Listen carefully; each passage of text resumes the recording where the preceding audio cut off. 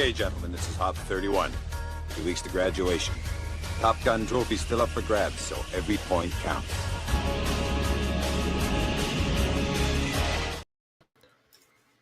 Why is it doing that? There we go. Okay, cool. All right, sorry, I had to get that fixed. That's an accurate portrayal of what the Metropolitan Division is like. That little clip I just showed you from my favorite movie, which is tied for first with my other favorite movie, which is the sequel to that one. Anyway. What's up, guys? Good evening. Cavery, good to see you, pal. Before you start the stream, yeah, sorry, I walked away for a second. I didn't see this, buddy, but I'll look at it now. Before the stream starts, WT, I got to ask, because we were talking about it in the group chat, but if you had your pick of center, ROR or EP40, EP40 without a doubt. EP40, my only holdup with him is literally just the contract. Like that cap hit and that term kind of scares me a little bit, because if he doesn't work out, you have to live with it. Like, you think the Kokniemi situation could be portrayed badly? That would be even worse. So, you know, it's like that. It's just one of those like scary type of situations that if it doesn't work, then you're in that for the long haul. You're making commitment. Like that's you know, that's like getting married in a state that is very stringent on divorce laws or something. It's like that much of a commitment. You're really looking, you know, that's like, you and I were both in the military, Cavery. We know what it's like to make commitments that we go, oh fuck, was that a good idea or not? That's kind of what you're looking at with EP40. Now, who I think the superior player is Elias Pettersson by far. Like that's not even close. Prime Ryan O'Reilly and him, you could have a little bit more of a discussion about maybe, but as far as who I think benefits the Canes more on the roster, it's EP40. Vancouver will not retain salary on a contract with that type of term, and they shouldn't.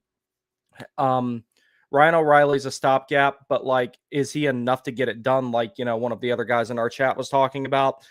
Potentially, no. EP40, you have a much better chance of moving the needle in the direction that you need to move it in and getting the job done if you go with him. So that's what I think has to be really looked at here more than anything. If his cap hit was a little bit lower, or even if the term was lower, and I say the same thing about UC Saros, if the term was a little bit lower, then I'd be a little bit more okay with it. But in the event that he comes to Carolina and it doesn't work out, then that's going to be an incredibly difficult contract to move. Like, beyond that's the only problem. If it were just a matter of the player, if he were making less money than Aho, or about the same, or maybe even just a little bit more, if he was, say, 10 million or less, do it, pull the trigger. And it's almost happened once, and that's why there's a lot of smoke to the whole EP40 thing. But we also have to wait and see what is going on with him, you know, personally and everything, because he might not want to be traded right now with what he's got going on in life. So we'll see. I will make a judgment call at the time if EP40 is the right guy. And that actually reminds me, do the Canucks play tonight? And do I potentially want to watch it? I don't think they do, because normally that's the team I watch after 10 o'clock, even though they're a dumpster fire. Nope, they don't play tonight. Now, one other thing to keep in mind. One other thing to keep in mind with that is that EP40 would solve some of these teams' problems long term. Dylan actually just posted about it. He beat me to it. But the thing is, with EP40, if he comes to Carolina and works out the way that the front office has already shown that they believe that he can, considering that Elliot Friedman said it was a significant trade package when Carolina tried to acquire him in the 23-24 season. So much so that didn't know if there was an extension going to be in place for him, you know, i.e. Mikko Rantanen type of situation. Then, you know, I trust this front office's judgment 95% of the time, and that's more than I've ever trusted. And the other thing is, Rutherford says he wants to acquire pieces that, and this is more in regard to the Hughes trade, but it would be the same thing if they were moving Pettersson as well, to have a quick rebuild and even try to stay competitive now. Well, the second one, trying to stay competitive now, that's not going to happen for Vancouver. I watched them enough to know that's not going to work. The other thing of it is, I've lived through a Jim Rutherford rebuild, and I posted something about this a few minutes ago. Jim Rutherford is a great GM when you need to tool a team up at the trade deadline and make it work, i.e. what he did in Pittsburgh. Rebuilding a team, I have zero confidence in Jim Rutherford to do that. In that situation, Jim Rutherford thinks that Chipotle is better than Moe's, and that is objectively not true. Fight me. I don't care. I'm sure Joker's in here probably pissed off at me. How's the hot honey chicken doing, bro? Anyway, that aside,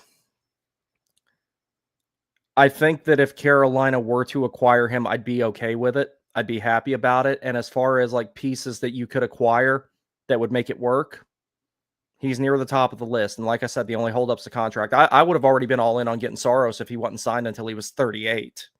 That's a problem.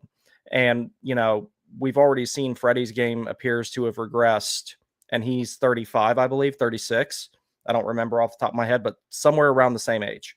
Now, if you have confidence that Saros would transition into a backup role in the next 3 to 4 years and be okay with a limited workload, i.e. 30-ish games, because you have to remember, this is not the last time you're going to see the condensed schedule like this. You're going to see another one year after next from this one because they're bringing the World Cup of Hockey back and they're having it in the middle of the season instead of at the beginning. I'd rather them have had it in the beginning because every other World Cup of Hockey has been at the beginning of the season. I'd rather them have done it that way because I thought that the 2016 World Cup of Hockey, the way that they went about it, excellent. But you're going to have another condensed season. The Four Nations face-off was a big hit. Who's not to say that they don't do that next season in between the Olympic season and the World Cup of Hockey, and then do it in the next season in between the next World Cup of Hockey and the next Olympics. Those are all distinct possibilities because I think the NHL, if they're smart, they've realized the All-Star game is a dud. It's an absolute, it's garbage now. It's been garbage for years. And even the skills competition, which is the more fun thing. I remember a few years ago when everybody was doing like the breakaway challenge or the shootout challenge or whatever it's called. That was boring to me anyway. Maybe I'm old school. Maybe I'm cynical, whatever. I thought that sucked. And it had been fun in years before that. But I think that the All-Star game, All-Star weekend as a whole has kind of lost its plot. And then not to mention you lose one of your best players for a weekend. You know, when Aho was at the All-Star game a couple of years ago, Jarvis is there like taking selfie videos in Mexico chirping him. And he played, 7 minutes the entire time because of the format of it. So I would rather just go ahead and toss the All-Star game out and then just replace it. And there's a bunch of other ideas that you can do there. You can, have, say, you could go back to the old school All-Star format for a year, like do World versus North American All-Stars. I think that would be really cool just to kind of do a throwback. You could do a Summit Series type of thing where you have a 3-game series between the US and Canada one year, and then you do it another year with, say, Finland and Sweden, and then have whoever wins between those two teams play in a 3-game series the next time that you do it. Like, there's a bunch of cool stuff that you can do with that break and still bring publicity and bring visibility to the NHL with your best players. You absolutely could do those things. If the NHL is smart, they will be the first of the major North American sports to ditch the All-Star game permanently and say that is that we are not doing it anymore. And any venues that they've already promised to have the All-Star game, they can give them one of those 3-game type of tournaments. So something like that. There's a bunch of cool stuff they could do.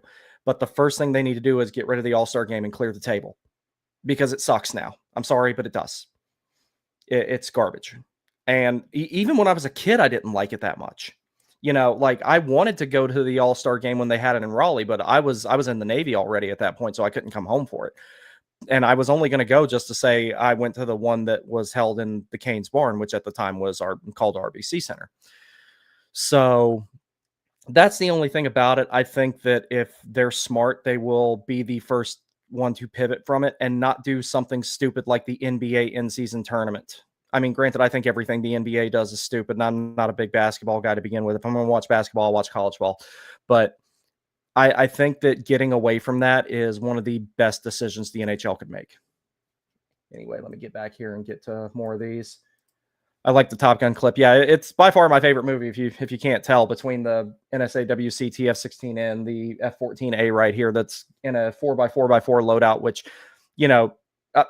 I won't get into this for long, but basically if you launch an F-14 in this configuration where it has 2 Sidewinders, 2 Sparrows, and 4 AIM-54 Phoenixes underneath, in between the air intakes here and the undercarriage of the fuselage, If you launch it that way, or if you launch it with a 6 AIM 54 configuration, you can't land it on a carrier if it's still got all of its ordnance. You have to land it on land. It's too heavy to land on an aircraft carrier when it's in that configuration. It can launch that way, and typically if they launch it with that configuration, that's because they know, like, for a fact they are going to shoot at something. So fun little food for thought there. J-Rex, what's up, buddy? Cavery, appreciate it. Appreciate you, my friend. Mr. I'm a Wizard, what's up, pal? EP40 at 8.5 would be a slam dunk, no-brainer, but 11.6, you're talking a tier of a player I just don't think he will ever be again, but the Canes uniquely have the flexibility. That's the biggest thing to remember as far as accommodating it. And then not to mention, you don't necessarily have to worry about the 11.6 this year because part of the season is already gone, so the cap hit accrual, as far as the daily cap hit, you can fit Pedersen in underneath that and maybe even still acquire another player depending on if you move salary out. So that's something to be considered. But Vancouver will not retain anything. If Vancouver would be willing to retain, enough to get that cap hit when you're looking at it in the grand scheme of things in a full season, if they would retain enough to get that cap hit under 10, I would take that deal 10 times out of 10. But they're not going to do that. So also, you're going to have to move salary out to make it happen too. So there's also that. There's a lot to it. So that's my only holdup with him. I think he's a good player. I really do. Is he going to be another 100-point Elias Pettersson? That would be nice if he was, but between him just kind of showing the player that he is, which is still a great player, it's like, when you think about it, how many 100-point players are there in the NHL? There's not many. So when you get one, even if it's only occasionally that he does it, that's fine. That's what I've been telling people about Aho. A lot of people expect him to be McDavid and McKinnon and stuff like that, and that's not what he is. He's closer to a Sasha Barkov, Anze Kopitar, Patrice Bergeron, Nicholas Backstrom type of player. And out of all those guys I mentioned, none of them had 100-point seasons except for 1 year where Nicholas Backstrom had a 101. So that's about what you should expect from Aho. And then if you get Pettersson, you add another player of similar caliber in that regard. He defends really well. He sells out and blocks shots. He's not the most physical guy. He doesn't throw a lot of hits, but he can absorb contact pretty well. And that's a little bit more important for the Hurricanes, considering they have the puck so much. They're always going to be negative in the hit differential. Now, would I like for that to be closer as far as how many hits they take versus how many they dish out? Absolutely. It's unacceptably large right now. By the end of the season, that needs to be fixed. But if the contract was not a factor, I would have already been all about getting EP40, but that's the one that I still have not ruled out that happening personally. So Dylan says, don't want someone in their mid 40s. EP40 can be a piece for years to come. Just maybe not maybe the next 2 or 3 years. That's the other thing to consider with it. Ryan O'Reilly's up there, and I know he wouldn't be here very long. He's stopgap, but if we're going to go the stopgap route, I think that Boone Jenner would be better. The problem there is, to get Boone Jenner, especially since Columbus is still, within shouting distance of the cut line. I mean, the whole Metropolitan Division is. You'd have to give up some more because it's an in-division trade, once he comes back from injury and everything. Ryan O'Reilly you could get for less because, you always want to do business with the Western Conference. At a minimum, you want to do business with the Atlantic outside of the Metropolitan Division. But if you can, you always want to do business with the Western Conference. That's another thing that would go in favor of trading for Elias Pettersson, is you're doing business with a Western Conference team. So we'll see. I'm not out of it. Well, y'all have changed my mind on EP40. I just don't think we need to trade Svetch in an EP40 trade. If we can get EP40 without losing Svetch, I'll be happy. That would be because I don't want to move the needle really far in the second line center direction and then take one of the few physical players that Carolina has in the forward group, especially in the top. He's the only guy in the top 6 who has size and throws a bunch of hits. I'm reluctant to move him out, especially like when he has games like he had last night. He was amazing last night. Svechnikov was excellent. So that's the other thing. So that's why I'm inclined to agree with what Wizard says here. It's an absolute no-go. Svetch is the centerpiece of the deal. You'd be creating a hole to fill another. That's literally what it is. So that would be a situation of don't eat your own arm, don't cut off your nose to spite your face, etc. Like, those are excellent points. No, this is why I enjoy reading the chat. Like, you guys make these discussions really fruitful and really fun. Dylan also says, I think the most realistic trade we do is for EP40. I don't believe he's the only one, but no clue who or what position the other guy who comes in will be. Also, we can guess at least one guy who gets traded. Yeah, the writing's probably on the wall for KK. And, I think that a fresh start would be good for him because he's just it's not working out for him here, unfortunately, which sucks because I like the kid, but he's just not getting the minutes that I think he's capable of, and he's not playing in a system that I think really appreciates what he's good at. KK's, what got him drafted was his capabilities in the offensive zone to throw a hit, dig a puck out, use his edge work, use his frame to bowl his way to the front of the net and stuff it in, or dish one of those little short 3 or 4 foot saucer passes. And he's got a cannon of a shot when he doesn't fan on it. So, he's a guy that needs stuff like that. And I think that in a place like Vancouver, he can play on the second or the third line and be able to play his game a little bit more effectively. I always loved the skill competition. Never really watched the All-Star game. Loved Four Nations. Yeah, that's the direction they need to go in. I know it was hard to organize, but like even if you narrow it down to just where you only have it in one venue instead of 2 different ones, that's another thing you can do. Or, they're tapping into the overseas market a whole lot. The NHL is like when they do the global series, instead of doing the global series, you can do 3 games between Finland and Sweden where they split the games and they do it over there in Europe. That's another thing that could be done. Like that would work. I have like 12 movie posters on my wall. Yeah, I'm going to add another one before too long. There's 3 more movie posters I want to get. I don't know how I'm going to arrange all that stuff, and it'll probably be when we're in our next place one day, like something that's a little bit more permanent. I want Days of Thunder, Top Gun Maverick, and the original Star Wars poster. Not when it was called Episode 4, but when it was just called Star Wars in 1977. Those are the other ones I want. Those are the only other 3 that I want. I've got a Miracle poster somewhere. I just got to find it and get it framed. But that's all the ones I would like to put up. And then as long as I still have space on my wall for everything else, and you guys can't see it because it's not in the frame, but I've got a cardboard poster that I got from my dad's dealership of a Mazda 787B, which is probably my favorite road racing car ever, other than the Corvette C5R. So just throwing that stuff out there a little bit about me. I'm a film buff though. Yeah, I'm not a big film buff, but the ones that I like, I love. So like, I was like 10 years behind on watching Pirates of the Caribbean. And when I finally watched it, I'm like, damn, this is good. Like the first 3, the other 2, the 4th and the 5th one, they suck. That's why everything has a shelf life. I'll take someone who gets close to 100 point every year, then gets it 1 year and nowhere close again. Yeah.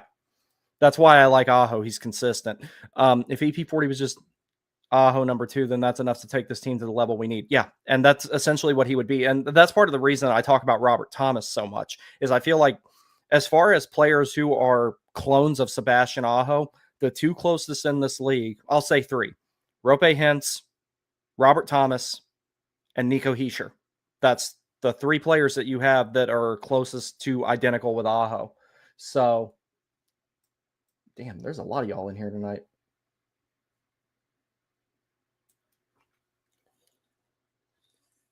All right, I will get back to the comments. I'm going to get started on this stuff right here. This is the Don't Sue Me slide. If you wish to read it, please pause. All right. So, in the grand scheme of things, here's what I want to talk about with this game. It could not have gone any better. This was the exact type of performance I was looking for from the Canes. This was perfect to get back on track. It was not earth-shattering, and I'm glad that it wasn't. The reason being is because when teams come out of slumps and they have an earth-shattering game, and I actually learned this from watching the SPHL more than anything. I remember there was one time I think the Fayetteville Fire Ants lost 11 or 12 games in a row, and this is early on in their existence. This is 2004, I want to say. They lost 12 in a row, and then they won 9-0, and they proceeded to lose like another 8 in a row. It was something like that. So stuff like that can't happen. So I didn't want the team to just up and come out of this and set the world on fire. Steady progression coming out is what I was hoping for last night, and that's what the Canes delivered. So the final score was 4-1. Expected goals of 3.49 to 2.86. That's good. I know one of them was an empty netter, but considering that you had 2 5-on-5 goals and a power play goal before you hit the 3.49 expected goal mark, that's exactly what you need. That is exactly what you need. You needed to score above expected. It didn't have to be earth-shattering, but they did manage to do that. So, excuse the 3.49 on expected 5-on-5 goals there. I made a mistake, but 5-on-5 goals, Carolina had 2, Columbus had 0. Back to expected goals for a second. Columbus had 2.86 and only scored 1. A lot of that is because of how well Bossy played. Expected goals 5-on-5. Ignore that. That should be 1.86 to 0 points, or to let's see, I think it was 1.86 to 1.09 or something like that. I can go back and take a look at it later if anyone's interested. Penalty minutes, Carolina had 6, Columbus had 8. Carolina was 1 for 2 on the power play. Columbus was 1 for 4. That's a very characteristic night that you need out of the Canes. You need where you get at least 1 goal on the power play and let 5-on-5 and the occasional shorthanded goal do the rest. Columbus was 1 for 4, so that's 75% kill for the Hurricanes on that particular evening. That's what you look for against a team that's got as many weapons as Columbus. Shorthanded goals, Carolina did have 1. It was the empty netter at the end. Columbus had none. Shot attempts, 77 to 52. About as close as I expected it to be, because Columbus is also a shot volume team like Carolina. They rely on a lot on their defense to generate offense and generate shots. Shots blocked, 16. So out of Columbus's 52 shot attempts, Carolina blocked 16 of them. That's excellent. It's not as good as it could be, but it's a step in the right direction. And then lastly, with faceoffs, you have 60.7 to 39.3. Very characteristic Carolina Hurricanes win. Dominated 5-on-5, had 1 goal on the power play, didn't give up too much shorthanded, and outshot the other team, outchanced the other team. That's what you want. And to boot, I felt like that this was the closest thing they've had to a legitimate dominant 60-minute effort in weeks. It legitimately seems like that. But excellent job in the grand scheme of the game. I couldn't have asked for a better way for them to come out of that skid that they were in. They got to keep it going. You need to win on Thursday, and you need to win either Saturday or Sunday to really be out of it. But this is a huge step in the right direction. Everything that you wanted to get corrected started to get corrected. So going on to the first period here, Carolina did not come out flat. That was the one thing that I was worried about, that they were going to come out flat again, and they dispelled that pretty much immediately. 1.42 expected goals to 0.76. Shots on goal, 9 to 5 favoring Carolina. Corsi 25 to 14 favoring Carolina. Exactly what you want. The only goal that period was scored by Dmitry Voronkov, assisted by Sean Monahan and Kirill Marchenko in a power play situation. Not much you can really do about that. Just a beautiful setup on their part. Well-executed power play. Penalty summary, Luca Delbel-Beluz took a hooking call at 6:28. Taylor Hall took a tripping call at 12:06. Miles Wood took an elbowing call at 14:54.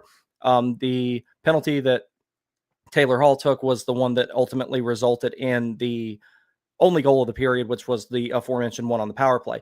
But the biggest thing about this period, the Canes started well. They started on time. They did have some pushback from Columbus, but that's to be expected. But for the most part, they played that period very well. That's the best first period they've had in a while. And when you're a team that's built to play with the lead like Carolina is, you need to have good starts. If you don't have good starts, teams smell blood in the water and they pounce on it. We've seen that a lot lately. This homestand, like I said, it ended 4-3, but I would have at least liked 5-2 out of it. But getting the 2 points tonight was important. You got it against a Metropolitan Division team that's chasing you, like them and the other 6 teams included are also chasing Carolina. Bossy was outstanding early to help maintain the momentum. Yeah, he did let in that 1 power play goal, but that was just, like I said, a well-executed play. When you go on to the second period, Carolina tied it up, and this is where they became a lot more characteristic. 2.06 expected goals for, 1.63 against, 13 shots on goal to Columbus's 8. And in shot attempts, Carolina had a 22 to 13 edge. There were no penalties taken in that period. The only goal scored in that period was by Seth Jarvis, who was assisted by Andrei Svechnikov. Very, very impressive play by Svechnikov. Jarvis did a good job being in the right place at the right time so he could finish on a high-danger shot. But as far as how Svechnikov executed below the goal line, he fakes like he's going to go for the wraparound, holds on to it for an extra second, has good vision, makes the pass, gets it done. So they managed to build on the good but not great first period. Like I said, that was not a set the world on fire excellent first period, but it was better than what we have seen lately. Best the team has looked in several games overall, generated a high amount of quality chances. I was really impressed with the second period, which is where Carolina tends to really start taking over games, if not take over them entirely. When you go on to the third period, this is where Carolina really played their game and really started to take over and wore Columbus down. Expected goals 1.21 to 0.79. Shots on goal, Carolina 9 to Columbus 10. And Carolina with 24 shot attempts to Columbus's 19. Eric Robinson scored at 7:53, his 6th of the season, followed by Taylor Hall and Joel Nystrom, who now has his 4th assist. He's playing incredibly well. I'm going to hate to see him get sent back to Chicago. I really am, because that kid's good. He really is. Excellent skater, excellent defensively, has great vision. He's not going to give you a ton in the offensive zone. But if you're talking about a guy who makes smart pinches, denies transition really well, skates well enough to make up for his mistakes, can execute those stretch passes, everything like that, Nystrom is showing he can do those things. So at 13-18, Kirill Marchenko took a high sticking penalty, and that would result in Carolina going on the power play. And Jordan Staal scored his 9th goal of the season, his 2nd on the power play. Andrei Svechnikov had his 10th assist of the season. Shane Gostisbehere had his 9th assist of the season, or his 19th assist of the season, his 9th secondary assist of the season. He has 10 primary assists. He's really killing it back there with the playmaking. And then lastly, Jordan Martinook wrapped it up with the empty netter. Jackson Blake took a hooking penalty at 18:38. Carolina did a really good job on that kill. Didn't give Columbus too much, but what they did give Columbus, Bussy was there to shut the door and make sure that got done. Martinook buries the empty netter. The 11th assist from Keandre Miller and the 6th assist from Sean Walker into the empty net, and that will be that. They were great defensively. That's part of the reason why you see at the end there when Columbus pulled the goalie because they were down by 2. The reason the shots on goal are 9-10 is primarily because of that last sequence at the end. You're on the power play. You got your goalie pulled. It's 6-on-4, and Columbus has got their best players out there, and that's where they really got that edge in shots on goal. But the Canes weathered the storm, so to speak. And the reason why they did that, or the reason why those numbers are like that and why the shot attempts were a lot closer, was because of that last sequence. But Carolina was very characteristic, and they executed their game the way that they like to do it in that last couple of minutes. So you can't really ask for much more than that. Like, all around great effort. You really felt Robinson's goal coming because that first 10 minutes or so of the, or I'll say first 12 minutes of the third period, Carolina survived a slight early push from Columbus, and then they really started taking over the game. Suffocating forecheck. There was great neutral zone transition, and Niall Bussy made all the saves he needed to make. Jordan Staal is currently making the power play great again, and Bussy continues his insane run. I am very, very much hoping that he is starting on Thursday. I think that that would be a good test to see what you have with him. You need to know. So that is all for that particular one right there. And that game in a nutshell couldn't have gone any better. It really couldn't have. I know that there were some people that were saying some stuff online that they weren't happy about how they played in the first period. And I was like, no, that's a better first period. You know, you got to look at the game in isolation sometimes. And one of the things I do, I don't look at an entire game as a whole all the time. I look at a period. And I said, okay, that first period was better than the first periods they've had lately. Build on that. And that's exactly what they did. They did a good job. So very, very happy with how they went about that game. Very happy. And make no mistake, Columbus is fighting for a playoff spot. They smelled blood, and that was a big 2 points to pick up. This is going to be the biggest week of the regular season thus far. And we may look back on it as fans here in a few months and realize that it is consequential. So you need to win these games. And 1 down, 2 out of the next 3, then the skid, I will say, is over. Until then, it's not over. You're still pulling yourself out of the dumpster here a little bit. So we'll get back to some of the comments here. Ethan Reese said, I was like, you're really nervous when those 33, 34-year-old NHL centers, Ryan O'Reilly, Kadri, and Shen are good NHLers, but sending assets for guys who will only get worse as they age with the team rubs me the wrong way. We have comfortable room to add a good long-term piece that truly fits our roster. I agree. Dylan also says, I say, let's get EP40 and someone like Olivier throws big hits and whoops ass. Well, that's where someone like Kiefer Sherwood could come in because he's pretty physical, especially when KK is gone. That's another thing, like physicality's coming out when KK goes. I take Boone Jenner over Kiefer Sherwood as an added deadline pickup. I agree. Massively strengthens depth at center, and if Tulsi can work his Black Voodoo magic, Jenner slots in right where Stahl hangs them up. Sherwood read of a good rental who gets way overpaid in the summer. Yeah, if Carolina were to pick up Sherwood, I would only want him for a rental. I would not want to look at investing in him long-term. If Carolina didn't already have Carrier, I would definitely sign Kiefer Sherwood long-term and put him with the Stahl line. That would add that finishing touch to that line that possesses the puck all the time because of how ruthless they are when they're forechecking. But Carolina has Carrier, and he's been one of Carolina's best players through the slump. I really think that he has been.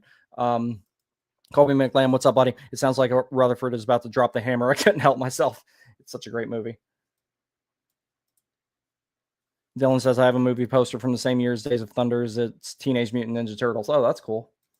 For all the chatter around Stankoven, his underlying numbers have been very solid. He had a 99% XG last night. Oh, damn. Wow, really? Last night was 6 for 10 in the dot. I really do think he has a future at center. I think he can too.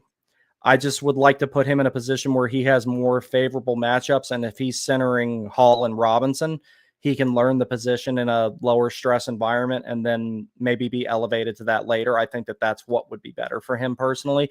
I'm not ruling out Stankoven working out at center, but him being a top 6 center right now in present day, I'm not particularly sold on. He can get there, but now's not a time to be doing stuff like that. Like once you get to the playoffs, you're like, you gotta take another step. And Stankoven, he doesn't have a whole lot of time to take that step. That's the only problem.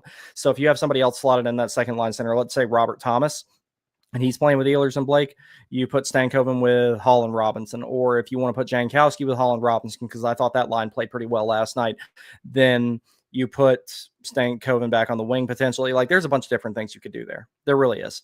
And, if you put Stankoven with Carrier Martin Oakenstall, that's something else you could do. There's a lot of different options there. So I see Thanky as a 3C. If Rod keeps him as a C, I could see that. Depends on his development. He has the skill to be a Marchessault type of player. I agree. But who I see more than anybody with Stankoven is Brad Marchand. I really do. Not so much the psychological warfare and the chirping and the, let's face it, slew footing and shit that he does. More so, he skates a lot like him. It's hard to tell them apart because they both have those really short but very quick strides, the quick foot movement without the long stride extension. They're both very vicious in the offensive zone. They defend well. That's who I see more than anybody when it comes to Stankoven. So let's see what else we got here. EP40 / Quinn to Carolina eyeballs. Yeah, I don't know about Quinn. That's going to be a tough sell, and it's also risky considering it's not this year it's not this summer he's a UFA. It's next summer, or not this coming summer, but the summer after. So getting him signed to an extension is like, considering it, a lot of signs point to him wanting to go play with his sisters in New Jersey. That's a tough one because you're running a big risk. You're running a situation where you're like, it's the Mikko situation all over again, but it's worse because he could potentially say, I will only get traded to New Jersey. And then you would get practically nothing back for him. And he's one of the best defensemen in the world. That's the only thing. Or you let him walk in free agency and you lose him for nothing.